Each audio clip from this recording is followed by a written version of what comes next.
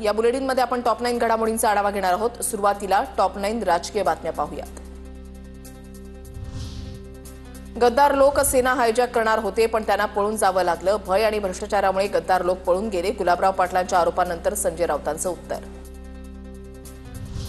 आम्ही नवीन, पण कधी केमचो वरळी म्हणून कोणाचे पाय साठले नाही। जिलेबी आणि फाफडा, उद्धव ठाकरे आपडा असं म्हणालो नाही।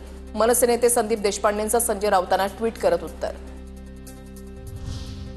भास्कर जाधव मुंबईमध्ये आल्यावर उद्धव ठाकरेंशी बोलतील। भास्कर जाधव हाडाचे शिवसैनिक। भास्कर जाधव आम्हा सर्वांना प्रिय। भास्कर जाधवांवर विचारलेल्या प्रश्नावर संजय राऊतांची प्रतिक्रिया। हिंदी सक्ती गुजरातमध्ये नाही, फडणवीस सरकार हिंदी सक्ती महाराष्ट्रामध्ये का लादतायत? राष्ट्रीय पातळीवरून मराठीपण नष्ट करण्यासाठीचे कारस्थान। हिंदी सक्तीवरून संजय राऊतांचा राज्य आणि केंद्र सरकारवर आरोप। मनसेतर्फे ठिकठिकाणी निदर्शनं सुरू। दहिसरमध्ये निदर्शनं, हिंदी सक्ती विरोधात मनसे रस्त्यावर। पुण्यामध्ये शिवसेना आणि ठाकरेंच्या शिवसेनेमध्ये बॅनर वॉर। शिवसेनेच्या बॅनरला ठाकरेंच्या शिवसेनेकडून उत्तर। निष्ठेचे सोडून विचार, सत्तेसाठी एक लाचार। ठाकरेंच्या शिवसेनेकडून शिवसेनेला प्रत्युत्तर।